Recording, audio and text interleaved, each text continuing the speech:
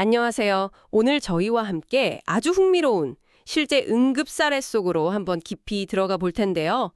특히 응급구조학을 공부하고 계신 여러분께는 정말 피부에 와닿는 그런 이야기가 될 겁니다. 바로 심각한 출혈, 그리고 그로 인한 쇼크 환자 대응에 대한 내용이에요.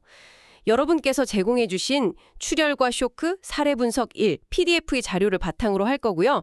실제 현장에서 만날 수 있는 좀 복잡한 상황들을 분석해 볼 겁니다. 어떻게 초기 쇼크 징후를 딱 잡아낼지, 또 생명을 위협하는 출혈을 효과적으로 관리하는 그 단계는 뭔지, 그리고 필수적인 보조 처치에는 또 어떤 것들이 있는지 좀 깊이 있게 파헤쳐 보죠. 자, 바로 시작해 볼까요? 이 사례에서 특히 제 눈길을 닦은 부분은요, 분명히 심각한 출혈이 있는데도 혈압은 정상범위라는 점이었어요. 이게 과연 괜찮다는 신호일까요? 아니면 뭔가 다른 의미가 숨어 있는 걸까요? 사례부터 한번 보죠. 30대 남성 환자예요. 공장에서 일하다가 절단기에 팔뚝동맥이 깊게 베이는 그런 사고를 당했습니다. 현장에 도착했을 때 보니까 환자가 피를 엄청 흘리고 있었고요. 굉장히 불안해하는 모습이었어요. 활력 징후를 체크해 보니까 혈압은 130에 80, 근데 맥박은 분당 120회, 호흡수는 분당 25회. 피부를 만져보니 차고 축축했고요. 여기서 혈압 130, 80 mmHg. 이거 언뜻 보면 그냥 정상범위잖아요? 이것만 보고 생각보다 괜찮네, 이렇게 안심해도 되는 걸까요? 근데 맥박이랑 호흡은 엄청 빠르고 환자 상태도 불안정해 보이는데 이 상반된 정보들을 어떻게 해석해야 할지 좀 궁금해지네요. 네, 바로 그 지점입니다. 그게 현장에서 어쩌면 베테랑과 초심자를 가르는 중요한 포인트가 될 수 있어요. 말씀하신 대로 혈압 130, 80, 이건 정상범주에 속하죠. 하지만 이 숫자 뒤에 숨겨진 그 진실을 봐야 합니다. 이 환자는 지금 보상성 쇼크 상태일 가능성이 매우 높아요. 보상성 쇼크요? 네, 정상 혈압이 오히려 위험 신호를 가리고 있는 셈이죠. 우리 몸은 혈액량이 갑자기 확 줄어들면 어떻게든 살아남으려고 비상체제를 가동시키거든요. 이때 제일 먼저 활성화되는 게 교감신경계입니다. 교감신경이요? 네, 이 교감신경이 흥분하면 심장을 더 빨리 뛰게 만들어요. 그래서 맥박이 분당 120회로 빨라진 겁니다. 빈맥이죠. 어떻게든 혈액 순환량을 유지하려고 막 애쓰는 거예요. 아하. 호흡수가 분당 25회로 빨라진 것도 마찬가지예요. 혈액이 부족하니까 남아있는 혈액으로라도 최대한 산소를 많이 실어 나르려는 그런 필사적인 노력인 거죠. 그렇군요. 그리고 피부가 차고 축축해지는 것도 중요한 단서인데요. 교감신경은 피부나 팔다리로 가는 말초혈관을 수축시켜요. 네. 그래서 혈액을 더 중요한 장기, 그러니까 뇌나 심장, 폐 쪽으로 몰아주는 겁니다. 중요 장기로 피를 보내느라 피부는 차가워지는 거군요. 그렇죠. 그러니 피부 쪽 혈류는 줄어서 차갑게 느껴지고 또 식은땀이 나면서 축축해지는 겁니다. 환자가 보이는 그 불안감 역시 아주 미미하지만 뇌로 가는 혈류나 산소 공급이 줄어들기 시작했다는 그런 초기 신호일 수 있습니다.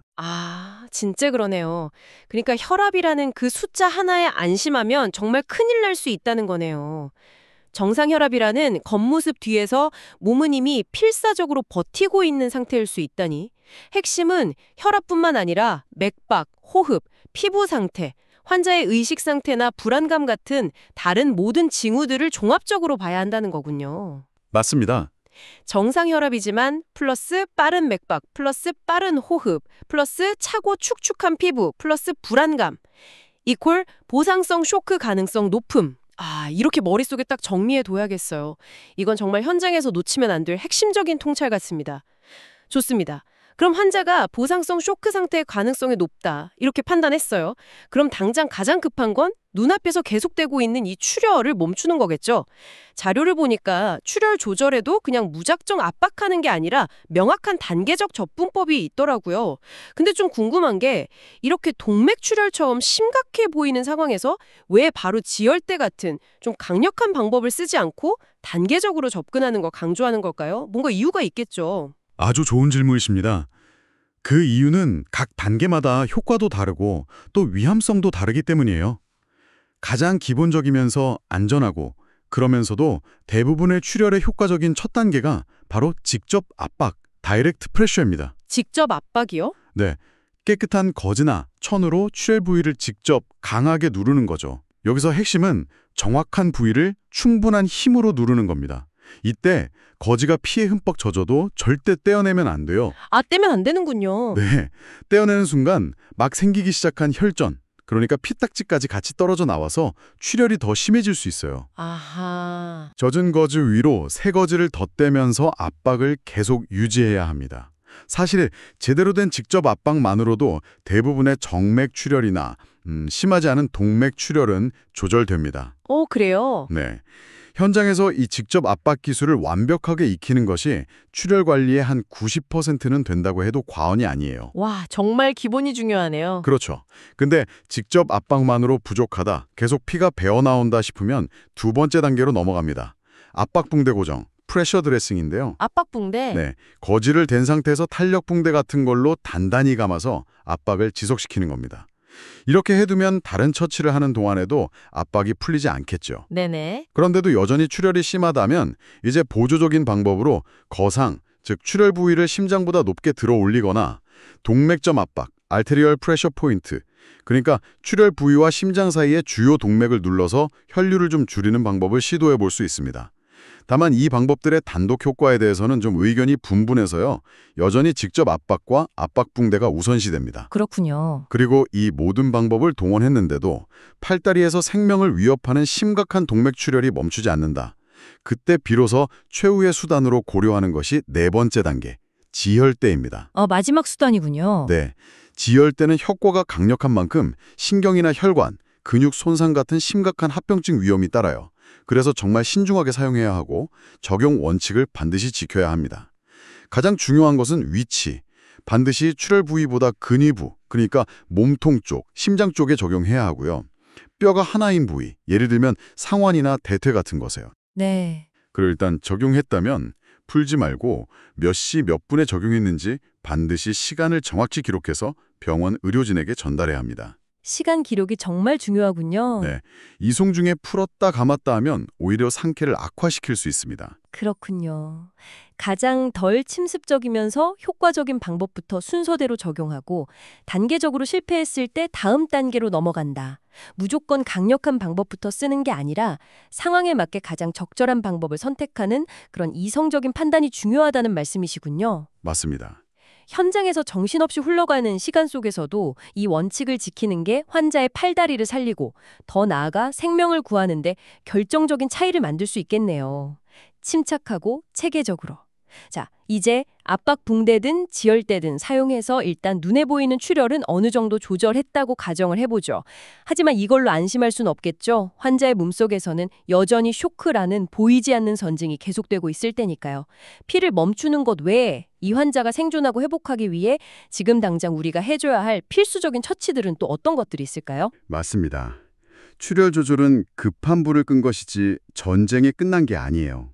쇼크 상태를 관리하기 위한 중요한 보조 처치들이 반드시 병행되어야 합니다. 크게 네 가지를 꼭 기억하시면 좋아요. 네 가지요. 네, 첫째, 산소 공급, O2 세라피입니다.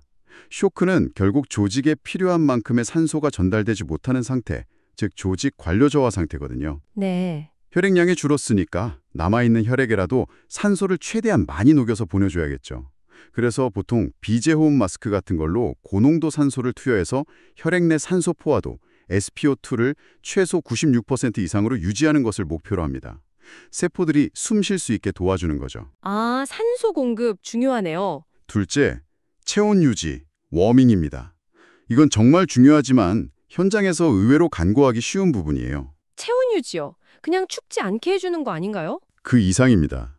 핵심은 저체온증과 혈액 응고장애의 악순환을 막는 거예요. 아, 악순환이요? 네, 우리 몸의 혈액 응고 시스템은 정상 체온, 대략 36.5도에서 37.5도 사이에서 가장 잘 작동합니다. 그런데 출혈로 체액이 손실되고 차가운 바닥에 누워있거나 또 차가운 수액이라도 맞게 되면 체온이 쉽게 떨어져요. 체온이 1도 떨어질 때마다 혈액 응고 능력은 약 10%씩 감소한다는 연구도 있습니다. 10%나요? 와. 네, 즉 저체온증은 피를 먹게 하는 능력을 떨어뜨려서 출혈을 더 악화시키는 겁니다. 이걸 외상성 응고장애, Trauma Induced Coagulopathy의 한 요인으로 보기도 하고요. 아, 그래서 보온이 필수군요. 그렇죠. 따라서 젖은 옷은 빨리 제거하고 마른 담요나 특수 보온포로 덮어줘서 적극적으로 체온을 유지시켜야 합니다. 심지어 구급체 히터를 트는 것도 도움이 돼요. 이건 단순한 환자 편의가 아니라 생존에 직결된 처치입니다. 네, 꼭 기억해야겠네요. 셋째, 정맥로 확보 및 수행요법, IV Access and Fluid Therapy입니다. 쇼크가 진행되면 혈관이 수축해서 나중에는 정맥로 잡기가 매우 어려워지거든요. 그렇죠. 그래서 가능하면 빨리 굵은 바늘로 보통 18기 이상으로 양쪽 팔에 2개 정도 정맥로를 확보해두는 것이 좋습니다.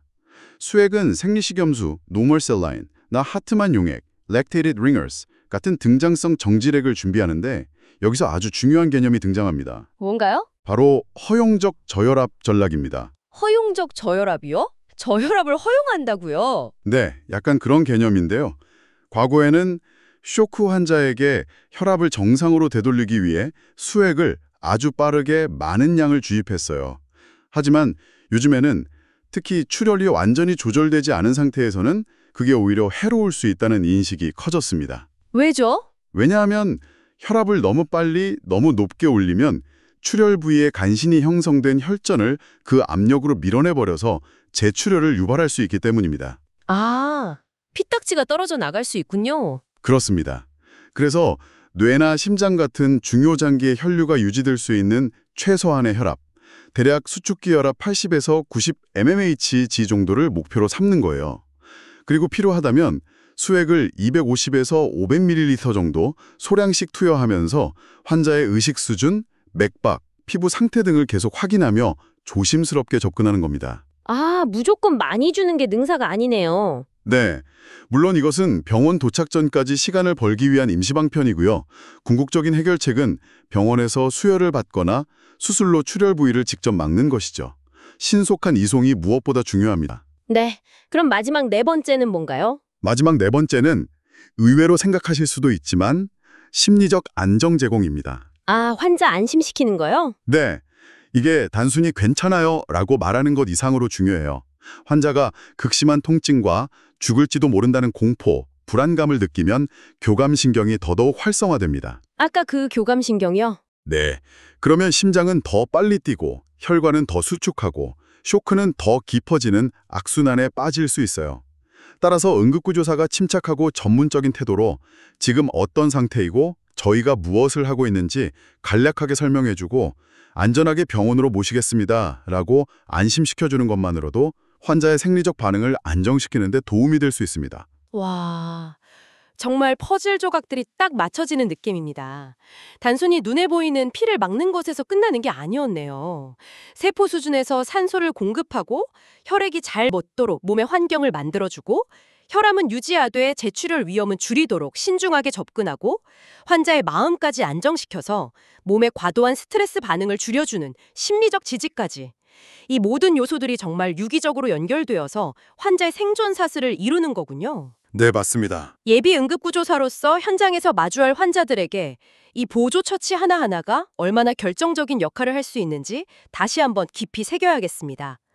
오늘 우리는 실제 사례 분석을 통해 심각한 출혈과 쇼크 상황에서 놓치기 쉽지만 정말 결정적으로 중요한 지점들을 짚어봤습니다. 정상혈압이라는 함정에 빠지지 않고 보상성 쇼크를 조기에 인지하는 방법, 출혈 조절 시 직접 압박부터 시작하는 단계적 접근의 원칙, 그리고 산소, 보온, 신중한 수행요법, 심리적 지지라는 4가지 필수 보조 처치의 중요성까지 정말 알찬 내용이었던 것 같습니다. 네, 오늘 다룬 내용들이 여러분의 머릿속에 잘 정리되었으면 합니다. 여기서 한 걸음 더 나아가 우리가 꼭 기억해야 할 점은 이 보상성 쇼크는 언제든 예고 없이 비보상성 쇼크, 즉 혈압마저 떨어지면서 상태가 급격히 악화되는 단계로 넘어갈 수 있다는 사실입니다. 아, 갑자기 나빠질 수 있군요. 네. 그렇기 때문에 현장에서 최초 평가로 끝나는 것이 아니라 이송하는 동안에도 계속해서 환자의 활력 징후, 그러니까 맥박, 호흡, 혈압, 또 의식 수준, 피부 상태 변화 등을 반복적으로 재평가하는 것이 생사를 가릴 수 있습니다. 5분마다 혹은 상태 변화 시마다 재평가하는 습관이 정말 중요합니다. 지속적인 재평가, 네. 그리고 단순히 무엇을 해야 하는가라는 절차 암기를 넘어서 왜 이 처치를 해야 하는가라는 그 근본적인 이유, 즉 생리적인 기전을 이해하는 것이 중요합니다.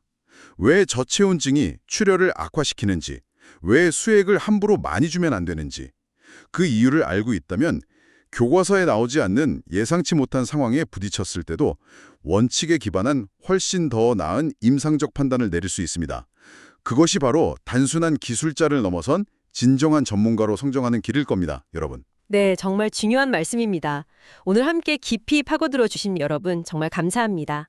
오늘 나눈 이야기들이 여러분의 지식과 기술을 단단하게 다지고 미래의 현장에서 빛을 발하는데 실질적인 도움이 되기를 진심으로 바랍니다. 다음 시간에도 여러분의 머리와 가슴을 뛰게 할 흥미로운 주제로 다시 찾아뵙겠습니다.